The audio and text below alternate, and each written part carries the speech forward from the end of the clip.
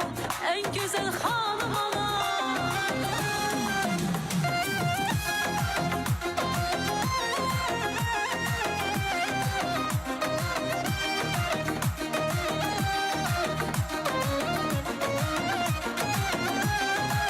Şöhretim şanım anam, benim atsanım anam.